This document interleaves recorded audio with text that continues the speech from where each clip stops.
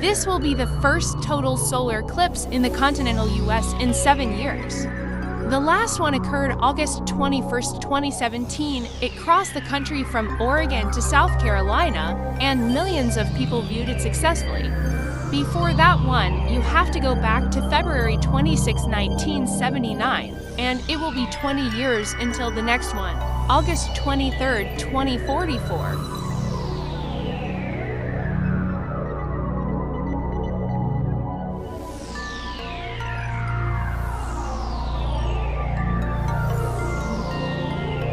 A solar eclipse occurs when the Sun, the Moon, and Earth are aligned, or in syzygy. The Moon, directly between the Sun and Earth, casts a shadow on our planet. If you're in the dark part of that shadow, the umbra, you'll see a total eclipse. If you're in the light part, the penumbra, you'll see a partial eclipse.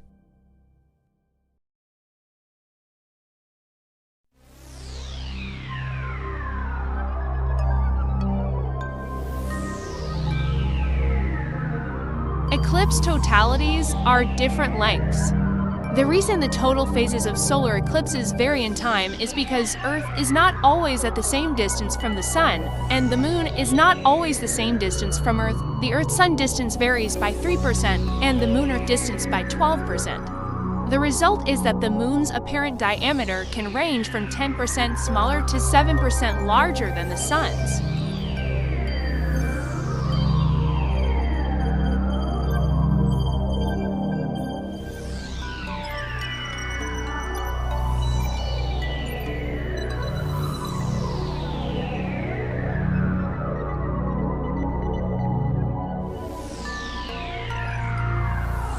It's all about totality, not to cast a shadow on things, but like ending a partial eclipse to a total eclipse is like comparing near death to death.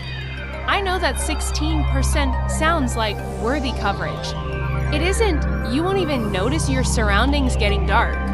And it doesn't matter whether the partial eclipse above your location is 16, 56, or 96%. Only totality reveals the true celestial spectacle, the diamond ring, the sun's glorious corona, strange colors in our sky, and seeing stars in the daytime. And don't forget to listen to your surroundings, too. Wildlife tends to react to a total solar eclipse suddenly passing overhead.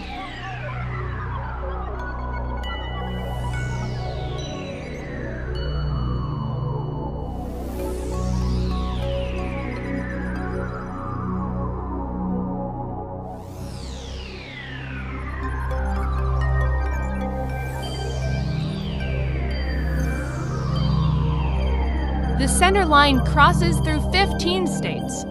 After a great southwest to northeast run through Texas, totality simultaneously begins in Oklahoma and Arkansas at 1 hour 45 minutes and 39 seconds p.m. CDT. Next up is Missouri. Unfortunately, St. Louis lies just outside the path's northern limit.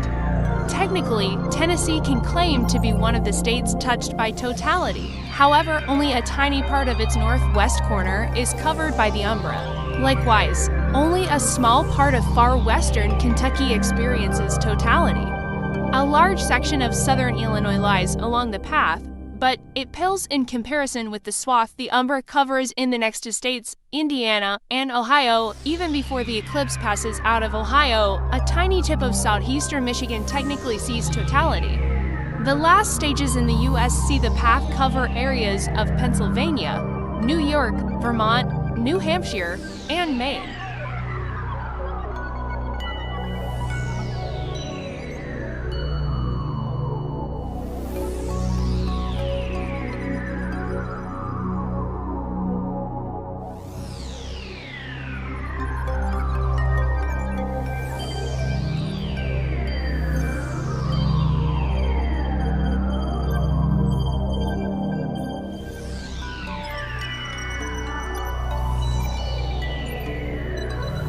Totality lasts a maximum of 4 minutes 28 seconds. That's it.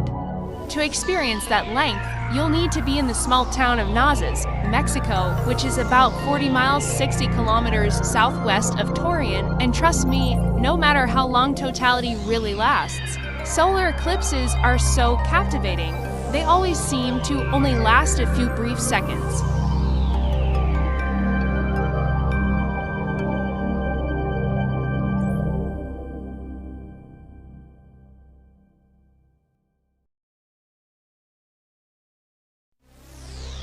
Cool things are afoot before and after totality.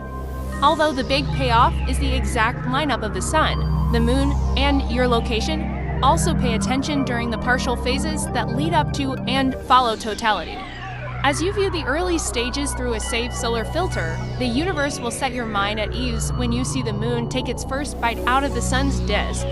Around the 3/4 mark, you will start to notice that the shadows around you are getting sharper.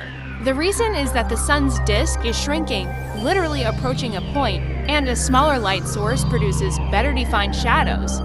At about 85% coverage, you will be able to spot Venus 15 west-southwest of the sun. If any trees are at your sight, you may see their leaves act like simple pinhole cameras with hundreds of crescent suns appearing in their shadows.